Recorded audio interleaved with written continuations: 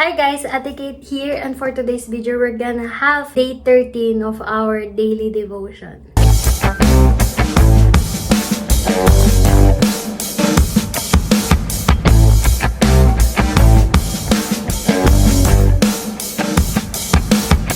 Pray muna tayo. Lord, thank you sa araw na to na ibinigay niyo sa bawat isa sa amin. We are so blessed to hear this word kasi alam namin na ikaw magsasalita. Declare victory, I declare blessings, I declare that might be a word for all of us. I pray na kayo mag-speak at wag ako. The glory belongs to you, Jesus Christ. In Jesus' name we pray. Amen. So we're gonna talk about Proverbs chapter 16 verse 19. Sabi niya, the way of the slothful man is a hedge of thorns. The way of the righteous is made plain.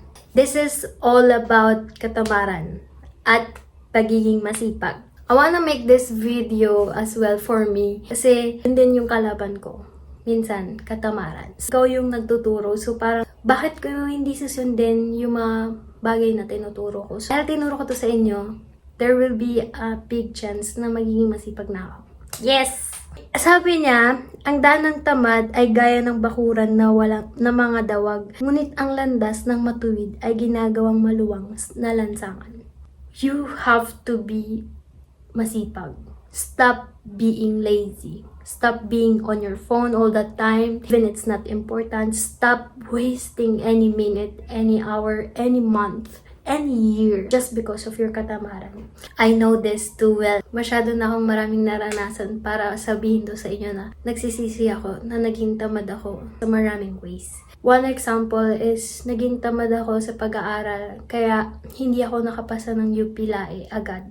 Isa pa, I should have been masipag when I was in elementary, high school, college. Dat pala nagbasa ako ng maraming libro. Dat pala ganito yung mga ginawa ko pero hindi ko siya nagawa and yun, pinagsisisiyan ko siya. Pala, nagtayo na ako ng business ko nung mga college pa lang ako. Dat pala, hindi ko sinayang yung oras ko sa anime, kundi ay na sana ngayon yung business ko ngayon. Pala, naging matalino ako sa time ko saan ang dami ko namang free time. Dat pala, nag-vlog na lang ako nag-vlog.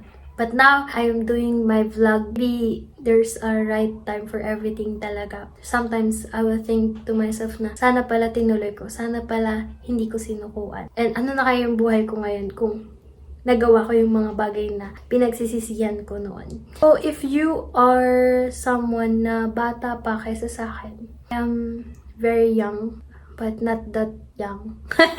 I am 25 years old. Siguro naman di ko na rin ito matatago. I am just 25 years old. As your ate, wag mo na please sayangin yung oras mo. Wag ka muna mag-boyfriend, girlfriend, or ubusin yung movies and anime sa Netflix. It's just waste of time. It's just nananakaw nun yung purpose sa'yo ni Lord. Nananakaw nun yung time mo kay Lord. Nananakaw nun yung pwede ka sanang magtanim at this age na ang dami mong tinatanim. And ngayong mga 25 ka na, 26, mas lalago na yung buhay mo, mas mag-grow ka na. Pero ano nangyari? Walang nangyari because tinamad ka. Hanggat bata ka pa, magtanim ka na ng magtanim hanggang sa paglaki mo. Hindi mo man namamalayan ngayon, pero paglaki mo, marami ka nang i-harvest sa mga tinatanim mo. Kaya tama talaga yung Bible. Mahirap yung daan ng isang tamad.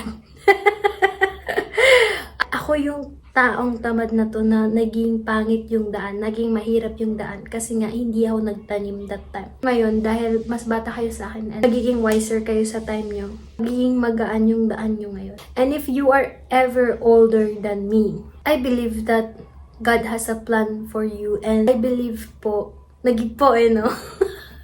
Marami ka pang pwedeng gawin. You are still young. And you can still start now. It's never too late to start. It's never too late to continue what God has given you. Ano man yung purpose sa'yo ng Panginoon. So, it's maging masipag na tayo and don't waste time. Don't waste any minute. If you are young or if you're still struggling right now, you have to start now. Start working out. Start eating healthy. Start building a good habits. Magandang lifestyle so that you won't suffer. You won't let your future self suffer. Thank you for joining me today. God bless and Ate Kate out. See you tomorrow.